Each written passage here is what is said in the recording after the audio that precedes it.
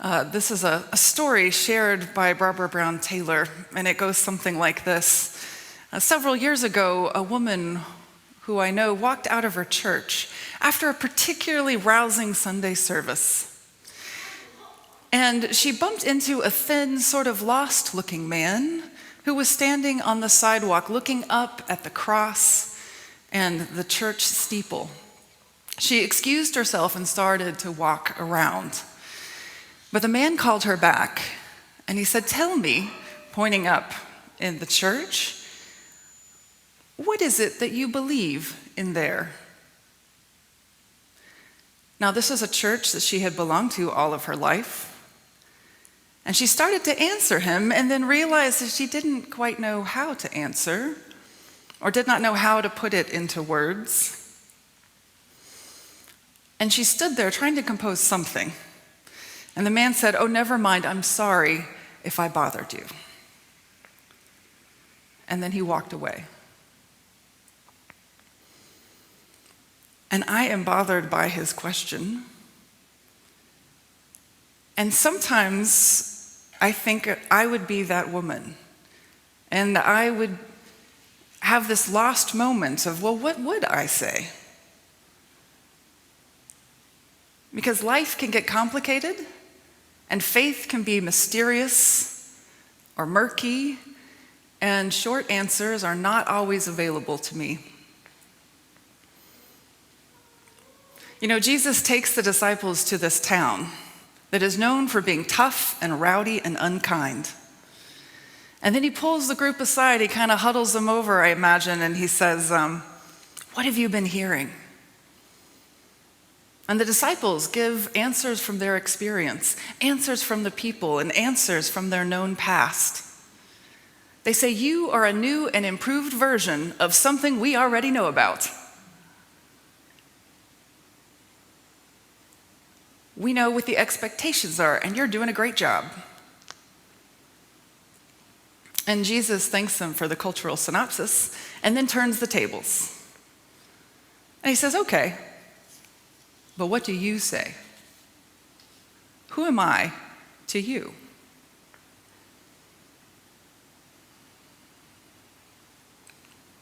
What do we believe? I wonder if it is important, or how important, to be able to speak concisely in the heat of a moment, even if we get it jumbled up, or decide in the next minute after hearing ourselves that we're not really sure we believed what just came out of our mouths. And I think that's okay. I think it's okay also to take a pause and go, I haven't thought about that in a minute. You know, our culture rewards those who seem to have it all figured out, who can say everything they want and think and know in quick sound bites that are great for media marketing campaigns. And they also have this terrible way of the minute you say something that you wish you hadn't, it is there on some video or some database for the rest of eternity.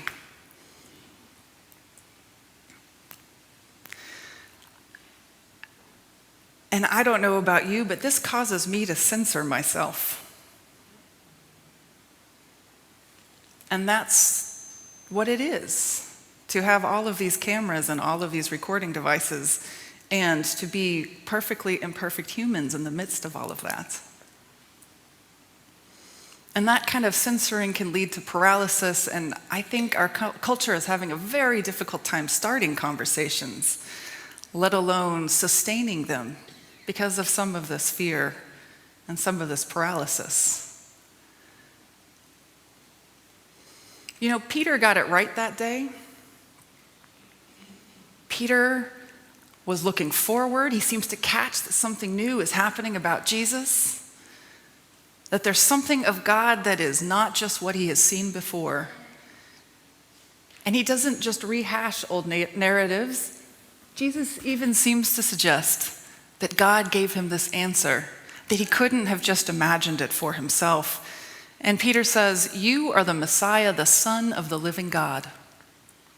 And that was a new faith statement, brand new.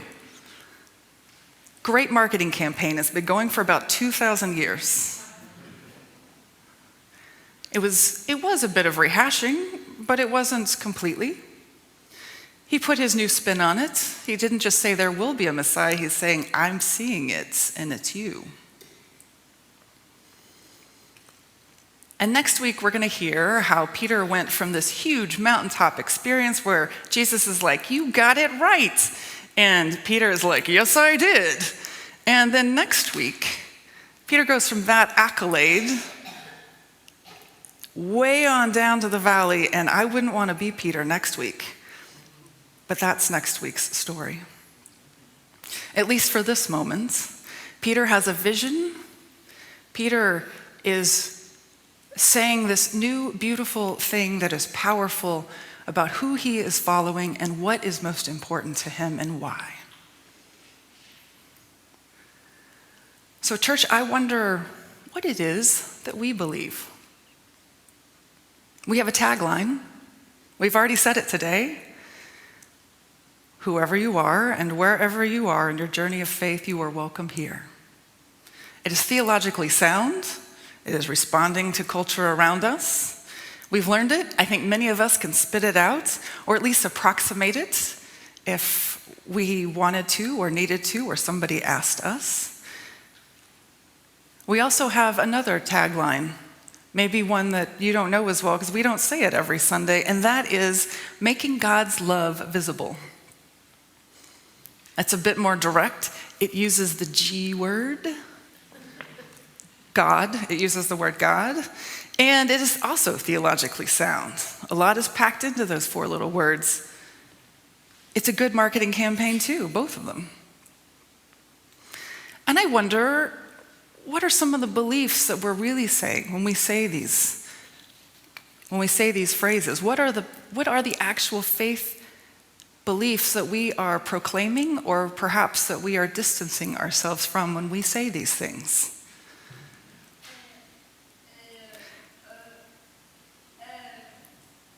I wonder if we are saying what you want to be saying. Is it the thing that we've always done? Or is it the thing that makes the most sense for where you are in your faith journey today? Now, most of us don't think much about our faith statements, I would wager. I would offer that many of us were invited to create a statement of faith if we joined the church as a young person. It's kind of this rite of passage. And I can tell you about mine sometime, and it was terrible. I mean, it wasn't bad, but, I think I believe all that stuff today, but I would say it differently. How's that? And sometimes a church will ask you to create a faith statement before you join as an adult or before you become an officer of the church. And now that is not our practice, but I know that some other churches do this. And sometimes a church gives you the faith statements and says, go to town and memorize these. There will be a quiz. And we all know that we are not a part of a church like that. But I think it's a really good spiritual exercise to check in and see what is it that we proclaim to believe. And if that thing that we've been saying for 10 or 20 or 40 years, does it still check in with where we are today? Because we are different people. And sometimes those faith statements track and they come with us. And then sometimes, like me, you might look back and go, oh, I would say that differently. It doesn't have the same vigor. It doesn't sound like me anymore because I'm a different person.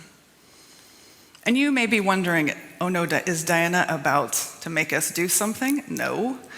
But I would offer that I think it's important. It matters because speaking to yesterday's issues and concerns is not who we are called to be today. Today, post-pandemic, our lives and community and culture is shifting rapidly, and we can all feel it. And the world is becoming much more dynamic, and it's unsettling. And so we ask this question. Well, Jesus says, who do you say that I am? I would say, who is Jesus to you?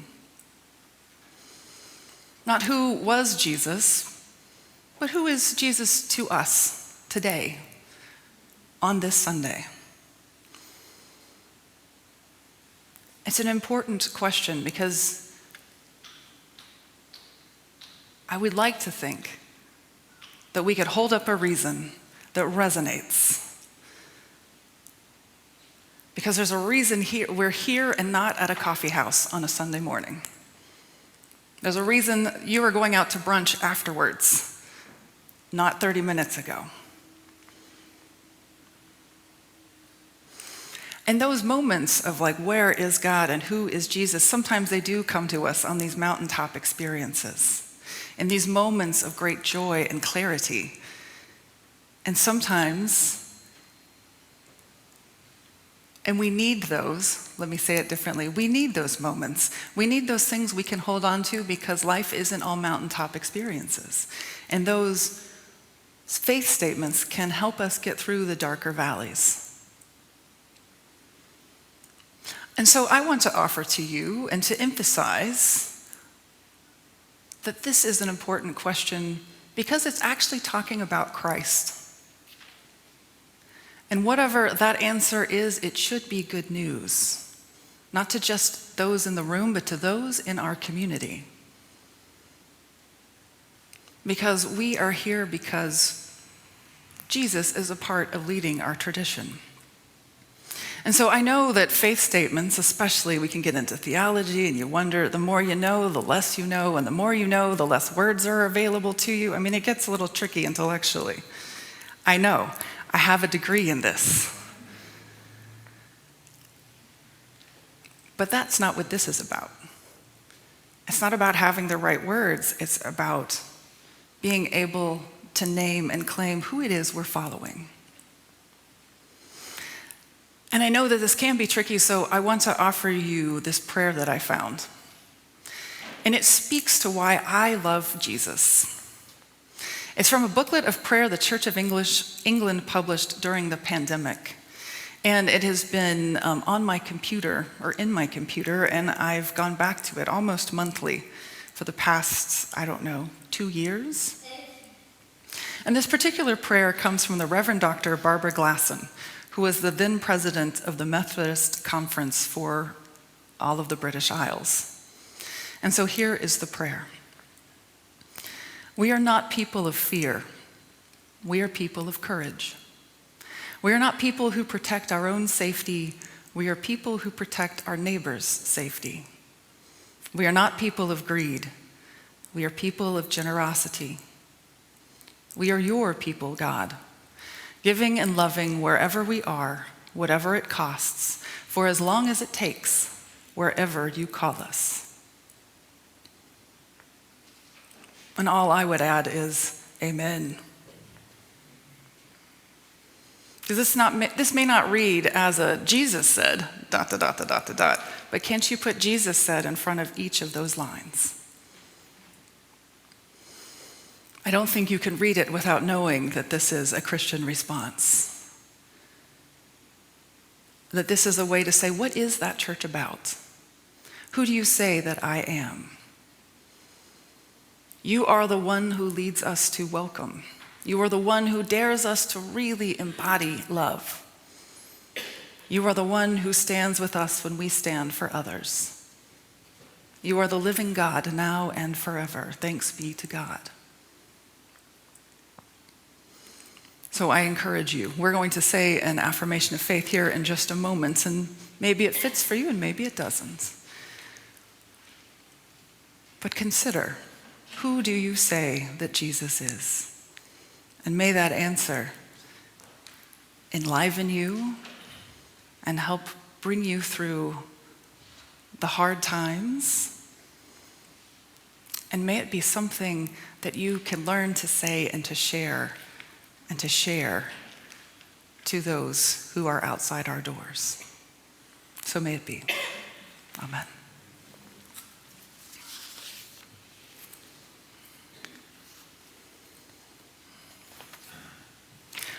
Why don't we just stay seated for this one? And throughout this affirmation, I will be one, and will you join me on the many? And if If it feels right to you, then add in your own words, jot them down. Give an amen. This is your affirmation of faith. Or it's not. Please write your own and send it to me, and we'll play with that for future reference. Jesus asked the disciples, but what about you? Who do you say that I am, church? What do we say? Jesus is the calm in the storm, the voice of truth in a world of falsehood, and love without walls. Who is Jesus today? Jesus is justice for the weary, healing for the hurt, and welcome for the stranger. Who is Jesus in our lives? Jesus is teacher and Messiah. He is brother and friend. He is with us both on the mountains and in the valley. Jesus asked, who do you say that I am? Like Peter, we say, Jesus, you are the Christ, Son of the living God. May all God's people say amen.